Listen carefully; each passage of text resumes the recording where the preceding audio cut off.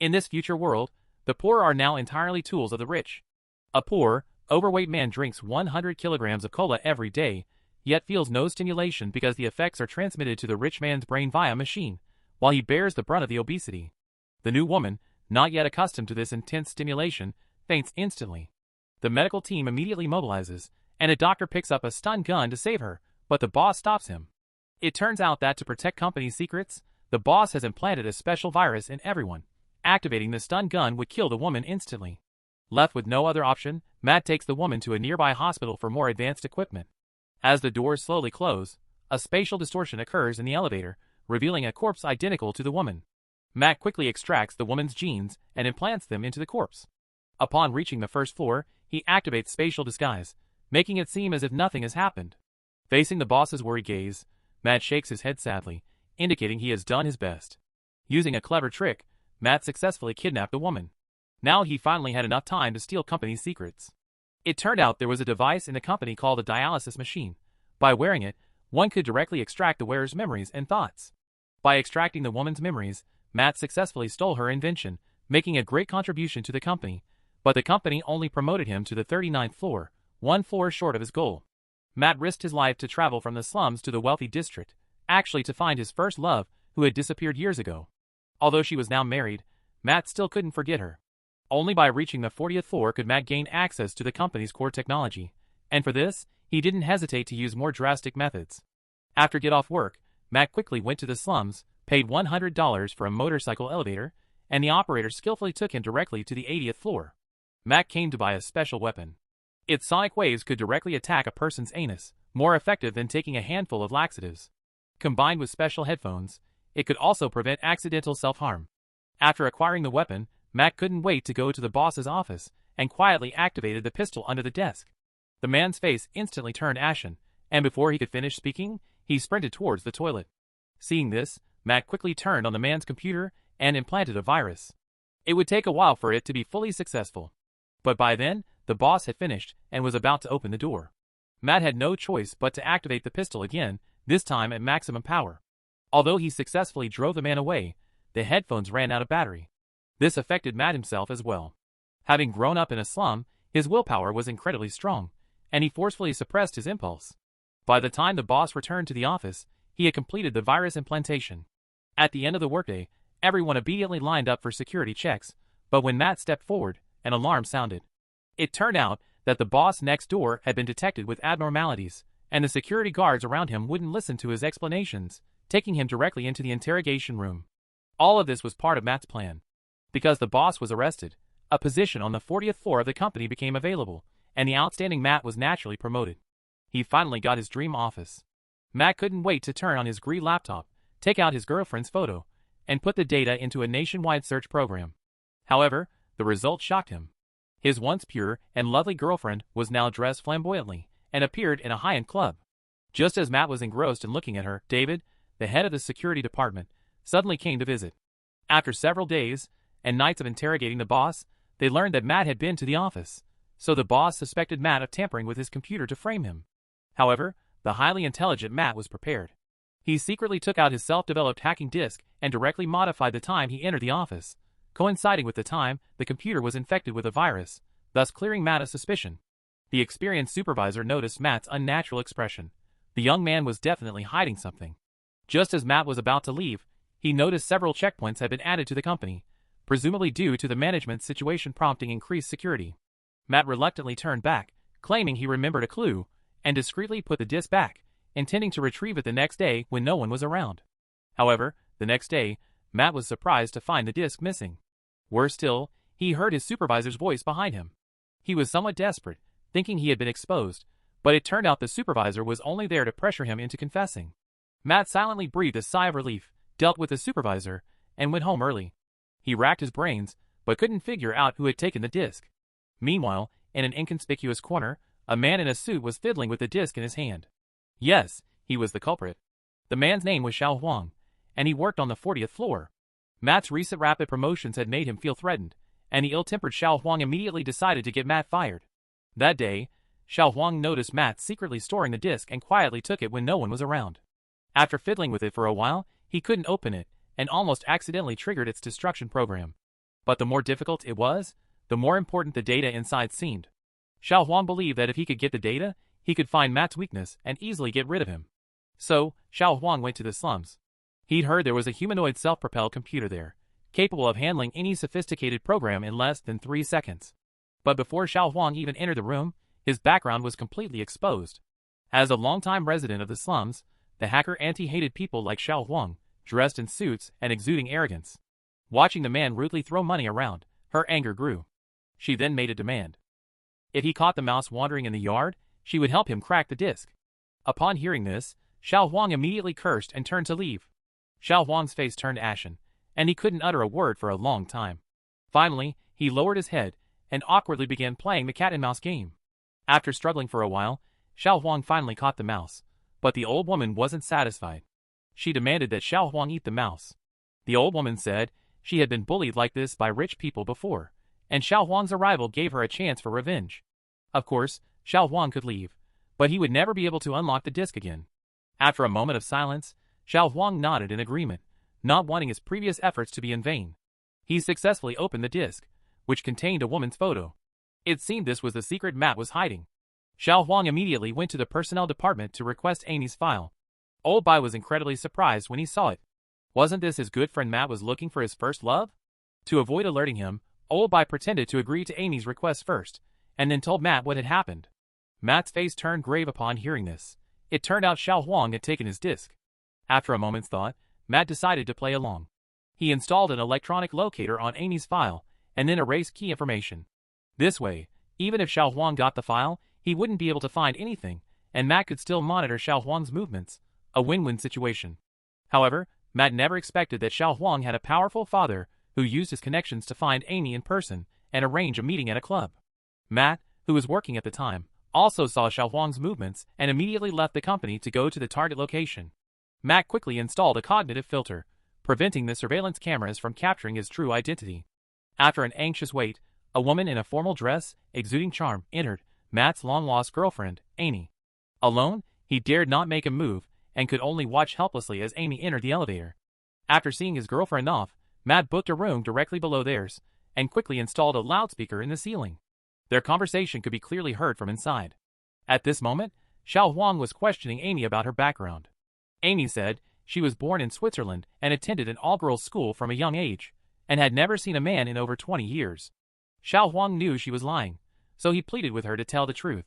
Knowing Xiao Huang's true identity, Amy couldn't refuse and had to tell him the truth. She was actually born in a slum, and her parents ran a restaurant business.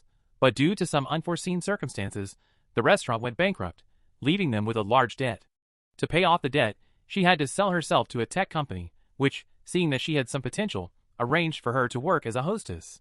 Upon hearing this, Xiao Huang's eyes lit up instantly, and he asked her what her relationship was with Matt, but Amy looked puzzled and said she had never heard of that name. It turned out that Matt's name and identity were fake. His real name was Alan. Back then, when he was still poor, he met Lao Bai by chance. Lao Bai was also a genius hacker who created a completely new identity background for Matt, and then used a loophole to get Matt into the company. After that, Matt worked his way up to his current position. If Xiao Huang revealed Matt's true background to the company, the consequences would be unimaginable. Fortunately, Amy was unaware of this. She genuinely didn't know anyone named Matt.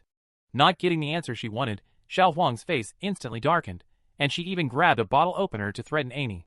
In this crisis, Matt hacked into the club's system, connecting all the kitchen exhaust fumes to the club's ventilation ducts, instantly triggering a loud alarm in the room. Security guards rushed out immediately and put a gas mask on Amy. Xiao Huang didn't dare to act rashly, letting Amy leave the club. Matt intended to chase after her, but unfortunately, the company had to hold an emergency meeting, which infuriated Matt so much he almost smashed his luxury car. Reluctantly, he had to return to the company to present his research findings to his superiors. The product Matt introduced was an enhanced dialysis device that, in addition to extracting a person's thoughts and memories, could also actively delete parts of the brain's memories. If successfully developed, the company would no longer need to worry about leaks of confidential information. Matt estimated he could complete the research within 3 months, but his boss was very dissatisfied and demanded it be completed within a month. At that moment, Matt's phone suddenly went off with an alarm, the screen showing Xiao Huang rapidly moving towards the slums. Matt couldn't sit still any longer and immediately agreed to his boss's demands, then hurriedly left the company. Meanwhile, Xiao Huang had already found Amy's biological father through her identity information. Xiao Huang told him that his daughter was still alive, and the man was overjoyed, having always believed Amy was dead. Then, Xiao Huang showed the man a photo of Matt and asked if he recognized him. Sure enough, the father knew him very well and blurted out all of Matt's information. Xiao Huang was thrilled. This information was enough to kill Matt 1,000 times over at the company. But just as he was about to leave, Matt suddenly appeared at the door. Surprisingly, he wasn't angry as expected, but instead humbly begged Xiao Huang not to reveal his identity, and even offered to withdraw from the job competition, and if needed, he was willing to help Xiao Huang get the position. With such favorable terms, Xiao Huang couldn't refuse and immediately agreed. But just as they shook hands and made peace, Matt noticed the recording watch on Xiao Huang's wrist. It seemed both men had ulterior motives and had no intention of reconciliation. The next second, they were fighting. After a fierce struggle, Matt lost control and accidentally killed Xiao Huang. This was troublesome. Leaving aside Xiao Huang's powerful father, if things were exposed, the company's punishment alone would be enough to send him to hell. But Matt quickly calmed down. He first removed the tracking watch from Xiao Huang's wrist, then set a smart route for his car, and then set the air conditioning to the highest temperature. If all went well, the car would drive towards the southern desert, sparsely populated and unregulated. By the time someone found the body, Xiao Huang would probably be roasted beyond recognition. It sounded like a perfect plan, but Matt hadn't considered that robbers frequently roamed the borders of the slums, and luxury cars were their favorite targets. As expected, the car hadn't been moving far when the two robbers removed its tires. The moment the man opened the car door, a stench of decay hit him, and he could still vaguely make out Xiao Huang's face. Meanwhile, the company, having received the information, immediately launched an investigation into Xiao Huang's death. Due to Xiao Huang's special background, the company decided to activate the dialysis machine and conduct rigorous screening of everyone. This was undoubtedly a huge crisis for Matt. Once his memories were extracted, not only would his murder of Xiao Huang be exposed, but his past in the slums would also be revealed, and it might even implicate Amy. Therefore, Matt had to take a risk and activate his private laboratory, which contained a dialysis machine identical to the one used in the company. This was a backdoor Matt had deliberately left to deal with unexpected situations like this. Matt instructed Old White to erase his memories of the slums and the murder of Xiao Huang, leaving only his memories of the wealthy area. After everything was over, Old White would then reinstall these memories into his brain. This was extremely dangerous. One wrong move, and Matt could become a vegetable. Fortunately, the process went smoothly, and Matt had completely transformed into the appearance of a wealthy man. Soon, he was taken to the interrogation room by his supervisor. Matt was completely bewildered, not knowing what he had done wrong. When the supervisor asked Matt about his name and background, the screen displayed a fabricated background he had set. The supervisor told him about Xiao Huang's murder, which shocked Matt immensely. After the interrogation, he volunteered to join the investigation team, expressing his desire to uncover the truth. The supervisor was greatly surprised. He had initially suspected Matt of being the murderer, but now many of his doubts were dispelled. Furthermore, Matt found Xiao Huang's father and promised to find the murderer and bring justice to Xiao Huang. The father was furious, thinking Matt was being sarcastic, as he knew his son had been constantly opposing Matt. After the interrogation, Old Bai was supposed to return the memories, but seeing Matt's cheerful and innocent demeanor, he hesitated. Perhaps this new life was a better choice for him. Therefore, Old Bai withdrew the memories and decided to observe Matt for a while. Soon, Matt found his supervisor and they began analyzing the case together. After reviewing the luxury car's route, Matt noticed an anomaly in the vehicle's GPS data. A section of coordinate code was repeated twice, indicating that the killer had reset the route at that location, making that the crime scene. Following the clues, the two arrived in a slum and found drag marks on the ground in a small wooden shack. This seemed to be the crime scene, but there were no security cameras around, making it difficult to identify the killer with just this one clue. Suddenly, a gust of wind swept in, and Matt noticed a machine on the roof. This machine was a weather monitoring system, the only means the poor could protect themselves from severe weather. Matt had a brilliant idea. Since wind changes direction when it hits a person's face, by obtaining every change in wind direction at night, the machine could construct a 3D image of the crime scene. And so, after obtaining the data, he immediately rushed home to begin his work. The process went very smoothly, and Matt quickly reconstructed the crime scene. Matt never expected that the face on the model was actually his own. Just then, his supervisor called to inquire about the progress. Matt was so frightened he almost wet himself, and quickly made up a lie to appease his supervisor. Meanwhile, on the other side, Old Bai, who had just finished get-off work, received a mysterious message. Upon opening it, he discovered it was a video Matt had pre-recorded. It turned out that, to ensure the plan's success, Matt had left himself a safety net. If Oldby hadn't regained his memories within 3 days of the interrogation, the company would receive a report about him helping Matt infiltrate the company years ago. At that point, it wouldn't be as simple as just being expelled. Even Oldby's family would be implicated. Oldby's face turned ashen after reading it. He hadn't expected this kid to be so filial. So Oldby quickly went to Matt's private lab, preparing to hack into the system and delete the whistleblower email. But little did he know, this was exactly what Matt had anticipated. Oldby's actions directly triggered the self-destruct program, and the email sending time was now extended from 3 days to 24 hours. Completely convinced, Oldby quickly restored the memories to Matt, but instead of immediately putting them back into his brain, he went home to be with his wife. Only when the night was quiet did he recover the missing parts of his memories. From then on, the pure and cheerful young man vanished, transforming back into a scheming and ruthless individual who would stop at nothing to achieve his goals. The first thing Matt did upon returning to the company was to frame a beggar from the slums for killing Xiao Huang. He had already modified the face on the model, but his supervisor remained wary of Matt, sensing something was amiss. Soon, Matt returned home, completely unprepared for a group of uninvited guests. Matt tried to resist, but was immediately stunned by a stun gun. When he awoke, he found himself tied to a chair. These men claimed to be Xiao Huang's good brothers, and they firmly believed Matt was Xiao Huang's killer. If Matt refused to confess, endless torture awaited him. Matt, of course, couldn't tell the truth. He claimed the company had found the killer, and they should seek revenge on the beggar. Seeing this, the kidnapper said nothing more, shooting Matt in the right leg and pressing on the wound with his fingers. Matt screamed in pain, but refused to release his grip. Desperate, the kidnapper pulled out his trump card, bringing his wife before him. If Matt didn't confess, he'd shoot her in the head. In that critical moment, Matt noticed his wife wasn't wearing her wedding ring. He gritted his teeth and decided to keep his secret.